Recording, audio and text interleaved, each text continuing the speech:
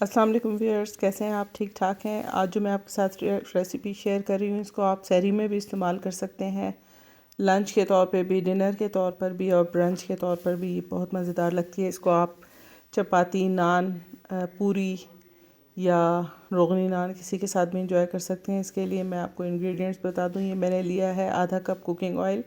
इसमें मैं तकरीबन हाफ़ टी स्पून डालूँगी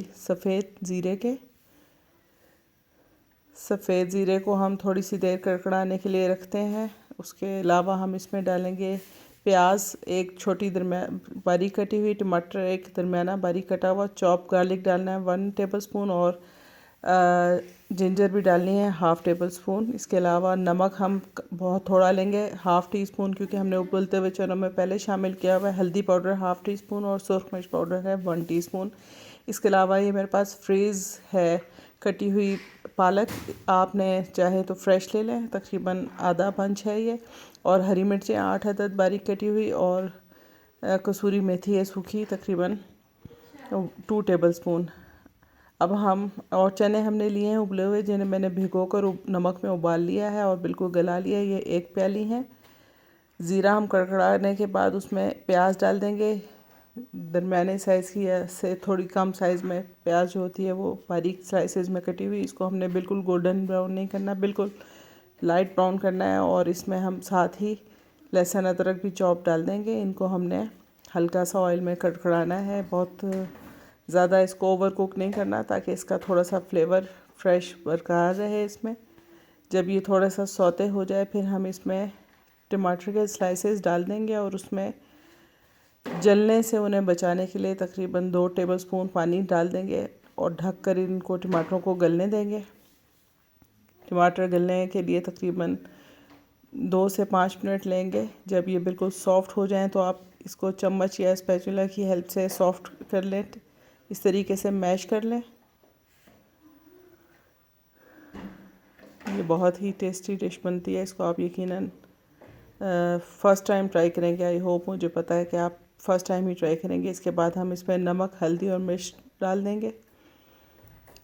बहुत जल्दी झटपट तैयार हो जाती है ये रेसिपी। कुकिंग टाइम इसका बहुत कम है। साथ साथ आप इन मसालों को मिक्स करते हैं और टमाटरों को मैश करते रहें। थोड़ी सी देर को हमने इनको फिर से कवर किया, टमाटरों को अच्छे तरीके से गलाने के लिए। जब टमाटर गल जाएंगे, तो फिर हम इसमें शामिल कर देंगे पालक। चाहे फ्रेश कटी हुई पालक हो, चाहे फ्रीज़ हो। मैंने तकरीबन 1.5 कप पालक ली है जो फ्रीज़ हुई हुई है, या एक बड़ा वाला कप जो होता है। ये मेरे पास फ्रीज़ हुई हुई पालक है। इसमें भी हम थोड़ा सा पानी इसलिए ऐड कर रहे हैं क्योंकि ये पालक फ्रीज़ हुई हुई है। अगर बिल्कुल फ्रेश पालक आप इसमें डालेंगे, तो आपको इसको पानी ऐड करने की ज़रूरत नहीं है। पानी ऐड करके थोड़ा सा हम इसको टाइम देंगे, ताकि ये पालक मेल्ट हो जाए इसमें। और इसके बाद हम इसको जल्दी से तेज़ आंच पर भून लेंगे। पालक बहुत ज़्यादा कुकिंग टाइम नहीं लेती। आप अगर इसको बहुत ज़्यादा ओवर कुक करेंगे, तो वैसे ही इसका आयरन ज़ाया हो जाएगा। इसलिए बेहतर है कि आप इसको सिर्फ भूनने की हद तक फ्राई करें। और जब ये अच्छे तरीके से मेल्ट हो जाए, फिर आपने इसको तेज़ आंच पर भून लेना है, जब तक कि इसके तमाम अज्जा खुश्क हो जाएं और आपस में तमाम मसाला रच बस जाए। ये देखें, पालक का पानी खुश्क होता जा रहा है और ये मेल्ट हो चुकी है। अब हम इसको तेज़ आंच पर जल्दी जल्दी इतना भूनेंगे कि इसका पानी खुश्क हो जाए।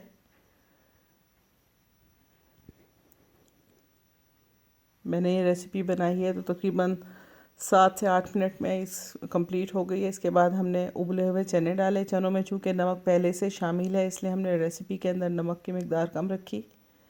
अब इसको भी हम तेज़ आंच पर जल्दी जल्दी से भून लेंगे और 5 मिनट के लिए दम पर रख देंगे पकने के लिए, ताकि पालक और चनों का फ्लेवर आपस में मिक्स हो जाए अच्छे तरीके से, और टेस्ट इनका अच्छे तरीके से डेवलप हो जाए।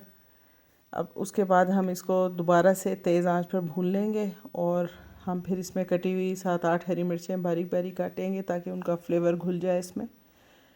हरी मिर्चें हम इसमें मिक्स करने के बाद दोबारा से सिर्फ 1 मिनट के लिए कवर करेंगे, और उसके बाद फिर इसमें हम कसूरी मेथी भी जिसे कहते हैं, या सूखी मेथी, वो ऊपर से स्प्रिंकल कर देंगे। उसको मिक्स करके हम इसे गर्मा गर्म सर्व करेंगे। इसे आप जैसा कि मैंने पहले भी बताया कि चपाती, पूरी, नान, रोगनी नान या पराठे किसी के साथ भी इंजॉय करें, ये बहुत मज़ेदार लगता है। नाश्ते में लें, चाहे सहरी में लें, चाहे लंच में या डिनर में। इंशाल्लाह ताला आप इस रेसिपी को ज़रूर पसंद करेंगे और इसको ज़रूर ट्राई करें। ये बहुत टेस्टी बनती है। ये आपके लिए यकीनन एक नई रेसिपी हो, क्योंकि कुछ साल पहले मैंने ये रेसिपी लिखी थी, फ़र्स्ट टाइम खुद ही बनाई थी, और उसके बाद ये एक आधी जगह के लोगों को मैंने देखा है प्रिपेयर करते हुए ये रेसिपी। वरना ये इतनी ज़्यादा लोगों को इसकी नॉलेज नहीं है, क्योंकि ये मेरी रेसिपी है और बहुत ज़्यादा पॉपुलर अभी तक नहीं हुई थी, क्योंकि मैंने इसकी वीडियो शेयर नहीं की थी, सिर्फ रिटर्न रेसिपी अपने वेबसाइट पर शेयर की थी। चलें ठीक है, फिर आप इस रेसिपी को बनाएं और कमेंट्स में बताएं कि आपको रेसिपी कैसी लगी। इंशाल्लाह ताला अगली रेसिपी में आपसे फिर मुलाकात होगी। तब तक के लिए मुझे इजाज़त दें और अपना ख्याल रखें। चैनल को लाइक करें, सब्सक्राइब करें। आपका बहुत शुक्रिया रेसिपी वॉच करने का। अल्लाह हाफिज़।